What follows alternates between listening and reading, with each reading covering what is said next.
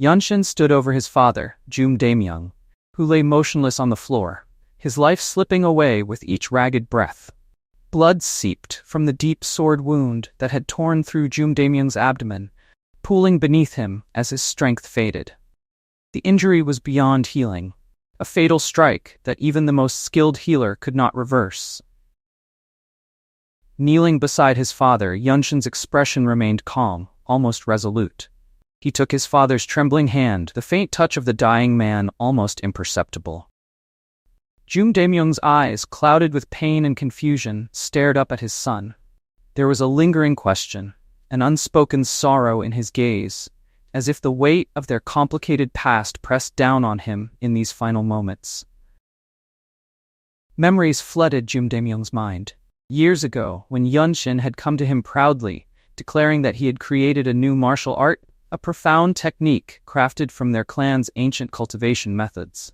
But instead of praise, Jum-dae-myung had chastised his son, viewing the innovation as a reckless deviation from tradition, an affront to their ancestors' sacred art. He had refused to acknowledge the magnitude of Yunshin's achievement, dismissing it as a ruinous act of rebellion. Now, as Jum-dae-myung lay dying, the irony of the situation was clear. The very technique he had scorned was what had made his son so powerful.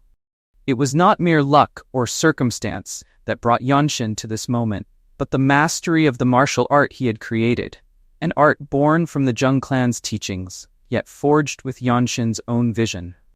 Jum-dae-myung's eyes were filled with a bitter, haunting expression as the realization settled upon him. His gaze flickered with a recognition that stemmed from a long-buried memory, a moment from years past that had been clouded by pride and tradition. The strain of speaking drew fresh blood to his lips, and his voice, though weak, carried the weight of regret. Yunshin's reply was quiet, steady, but it carried an unspoken confirmation. It was a truth that both had known but never acknowledged. A truth that now, in the face of death, could no longer be denied. Jum-dae-myung struggled to draw breath, choking on the blood that stained his lips, but he fought to speak. In his final moments, the bitter pride that had once clouded his judgment began to dissolve. The Jung clan movement art, an ancient sacred art, crafted and revered for generations, had been reimagined by his own son, something Jum-dae-myung had been too blind to see. The realization struck him with a force far greater than any physical wound. His third son had not destroyed their legacy. He had elevated it, creating something sacred from the foundations of their ancestors. Tears welled in Jum-dae-myung's eyes, a rare display of emotion for the man who had held himself so rigidly in life. In his final breaths, he understood. His son possessed the qualities of a founder, a visionary who had forged a new path for the Jung clan. As the weight of those thoughts sank in, Jum-dae-myung's strength ebbed away. His hand, which had clung weakly to Yunshin's, grew limp, sliding away as his eyes closed for the last time. Yunshin approached the chief steward with a quiet yet commanding presence, seeking answers about Hia's condition. The steward, ever respectful, explained that the girl was safe, her life spared from the brutal events that had unfolded. She had simply been knocked unconscious, her acupoint deliberately blocked, rendering her unaware of the danger that had surrounded her. Hidden away to avoid detection by the killers, she had remained out of harm's reach. Relief flickered in Yunshin's eyes as he absorbed the information. His gaze then shifted to his brother, Jung Jung-san, who stood nearby. Without hesitation, Yunshin made his decision. He declared that Haya, with her exceptional affinity for the 5 elements, should be raised within the Zhongnan sect. There, she would be trained and nurtured, a future carved out for her among those who would appreciate her unique talents. Jung Jung-san appeared startled by his brother's sudden declaration, uncertain of what this decision meant for Yunshin himself. But Yunshin's resolve was firm. He would handle his own path, separate from the one he had chosen for Haya.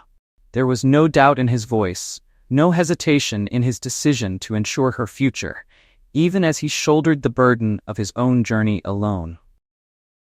As Yunshin stood at the crossroads of his fate, a warrior from the Zhongnan sect approached. Without hesitation, Yunshin acknowledged the elder, Yo Il-shin, who confirmed that she would soon depart. The involvement of the tyrant sword tribe leader had escalated matters, and Yo Ilshin needed to report back to the Zhongnan sect without delay. There was an urgency in the elder's voice, a sense that the delicate balance of power had shifted. Yo Ilshin's attention then turned to Yanshin, asking if he planned to head toward the desolate fortress, where his mother's family resided. For Yanshin, there was no other place to go, no sanctuary where he could grow stronger. The desolate fortress was his only option, a place where he could train and fortify himself for the challenges ahead. Yet Yo Ilshin had a different path in mind. She extended an unexpected offer, one that left Yanshin momentarily stunned. The elder suggested that Yanshin come with her to Zhongnan Mountain, a place of great power and influence. The offer alone was an honor, but Yo Ilshin didn't stop there.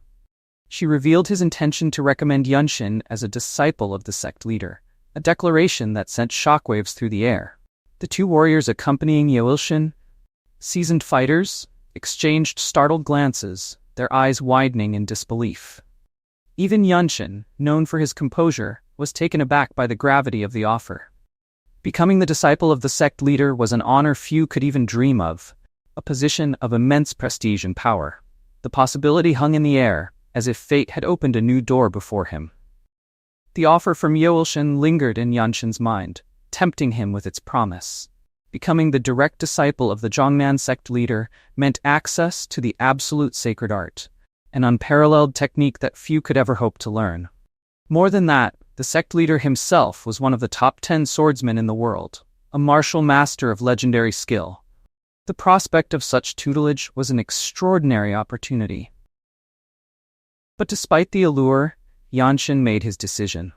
With a humble bow, he expressed his gratitude for the elder's kindness, but courteously refused.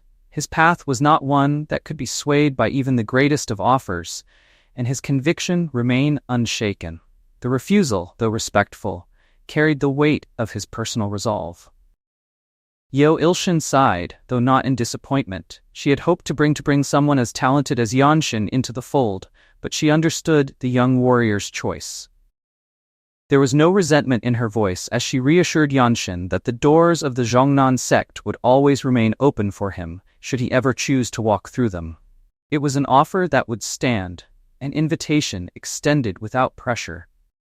However, Yanshin had not yet finished. There was still something he needed to know. His eyes sharpened as he asked a question that carried deeper implications, a question about the fruit of the world tree. The sudden shift in the conversation startled Yo Ilshin. The elder, one of the oldest among the noble races, recognized the significance of Yanshin's inquiry. The mention of the world tree and its fabled fruit held a gravity that could not be ignored. Yo Ilshin's expression shifted, her mind racing to understand Yanshin's intentions. The fruit of the world tree is protected by the desolate fortress leader, whom the emperor has acknowledged as the king and a peer. It's said to give eternal life and youth to those who eat it. It's a treasure of the heavens. Yanshin stood in contemplation, his thoughts heavy with the burden of his short lifespan. The fruit of the world tree held the potential to grant him more time, an extension of life that seemed so far out of reach. The prospect of gaining such a gift stirred something deep within him. The question echoed in his mind, wouldn't I gain more life if I could just eat that fruit? Yo Ilshin's calm voice broke through Yanshin's thoughts. The elder, while experienced, admitted that even she had not yet lived half of her own lifespan. She had no authority over the world tree, a sacred entity of the noble races. What little she knew was enough to point Yanshin toward the desolate fortress. It was there, under the leadership of its master, that the fruit of the world tree could be obtained. Determination settled over Yanshin like a cloak. If the desolate fortress held the key to extending his life, then that was where he needed to go. He voiced his intention clearly. There was no other option left for him. The sacred item was his only hope, no matter how difficult it might be to obtain. Yo Ilshin, though supportive, warned that the task would not be easy. The fruit of the world tree was not something given lightly, even among the noble races. Its significance went far beyond mere power. It was a sacred relic, guarded fiercely. But Yanshin, unwavering, accepted the challenge. If he had to become the divine sword squad leader and achieve great feats to earn it, then so be it. There was no turning back. Yeolshin, with a soft sigh, offered her encouragement. Though their paths would now diverge, she would cheer for Yunshin from afar. Her duty called him back to the Zhongnan sect, where the updates from the recent events had to be delivered. Before departing, Yeolshin mentioned that Cliff Swordsman and Neutral Spirit Fist would remain behind to help clean up the aftermath at the Zheng Manor. With that, the elder turned and left, her figure retreating into the distance. Yunshin stood in silence, bowing humbly as he watched Yeolshin disappear from view, the weight of his own decisions settling more firmly on his shoulders. The next morning, as the remnants of the chaos at the Zheng Manor were finally cleared, Yunshin stood before the Zhongnan sect warriors. With a deep bow, he expressed his gratitude for their help, though his words were met with a quiet humility. The warriors, filled with a sense of regret, acknowledged that they too had played a part in the tragedy, even if indirectly. Jungsan, Yunshin's elder brother, could not hide the guilt that weighed heavily on him. His voice trembled with remorse as he addressed his younger sibling. Apologies alone could not right the wrongs that had been done, nor could they erase the years of suffering Yunshin had endured at the hands of their clan. Still, Jungsan made a vow, a promise to be a true older brother to Yunshin if fate allowed them to meet again. He spoke with hope, but also with the painful awareness that survival was uncertain for both of them. Yunshin's response, though respectful, was firm. He reminded his brother that learning the Zhongnan sect's martial arts would come at a later age for him, and while Jungsan was not exceptional, there was still potential. However, that potential came with a warning. Training would have to be rigorous, as if his very life depended on it, and more importantly, Jungsan had the responsibility to protect Haya. Shifting his attention, Yunshin addressed the chief steward, inquiring about his plans. The steward explained that he would be traveling to oversee the smaller branches of the Zheng clan, scattered throughout Nanyang. With the bloodline of the Zheng clan still alive, he would take on the responsibility of managing the remaining clan assets.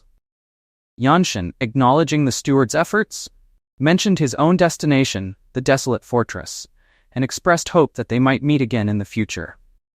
The steward, humbled, agreed, though he seemed lost in thought as Yunshin bid him farewell. Yunshin, ever composed, offered a final, unexpected wish, that the steward might live a comfortable life. As Yunshin turned and walked away, the steward stood there, stunned. No descendant of the Zheng clan had ever spoken such words to him, not after he had been taken in by the previous patriarch. The sentiment lingered in his mind as he watched Yunshin leave, a rare kindness that marked the end of one chapter and the beginning of another. In the bustling city of Shenyang, the streets were alive with the movement of people. Lanterns, glowing warmly, illuminated every corner of the ancient buildings, casting a festive atmosphere over the evening. Among the crowd, Yunshin paused in front of a two-story tavern, his gaze drawn to the distant silhouette of a desolate fortress looming on the horizon. His heart stirred as he took in the sight. After a long journey, he had finally arrived. The fortress stood as a beacon of promise, its reputation far-reaching across the Central Plains. It had drawn countless dreamers and warriors alike, all eager to test their fate and skill within its formidable walls. Yunshin knew this was the place where destinies were forged and ambitions tested. The tavern behind him was alive with noise and commotion, its patrons talking animatedly over their meals. Inside, the atmosphere was thick with excitement and the aftermath of indulgence. The restaurant, like many others in the city, had been swept up in the chaos of the recent influx of martial artists who had come to prove themselves at the fortress. Supplies were running low, and liquor in particular had become scarce as the visiting fighters indulged in revelry before their trials. As Yunshin sat in the tavern, the murmur of conversation from nearby tables caught his attention. His thoughts wandered to the mention of an entrance test at the desolate fortress. An entrance test? He mused. Was there really such a thing? The idea intrigued him, stirring a sense of curiosity about the trials that awaited within the fortress walls. Before he could delve deeper into his thoughts, a figure approached him. It was a young man, radiating an air of confidence and curiosity. Introducing himself as Yeon-Myeong, the stranger seemed intrigued by Yunshin, noting his relatively youthful appearance. Wanchang hailed from Shanxi, a distant region, and had traveled far to reach Xiangyang. Yunshin, after a brief glance toward Wanchang, responded with a simple introduction of his own, revealing that he came from Xinye County. His words, though modest, hinted at a deeper reserve of strength. Wanchang, energized by the conversation, eagerly recounted his perilous journey. He spoke of the fierce battles he had fought with the Green Forest bandits and his encounter with the notorious pirates of the pirate fortress. Their water-based martial arts had proven to be a formidable challenge, yet Wanchang had persevered through it all, a testament to his determination and skill. Despite the hardships Yunshin had also faced on his journey to Xiangyang, fending off bandits along the way, he chose to downplay his experience. With a calm demeanor, he acknowledged Wanchang's tale.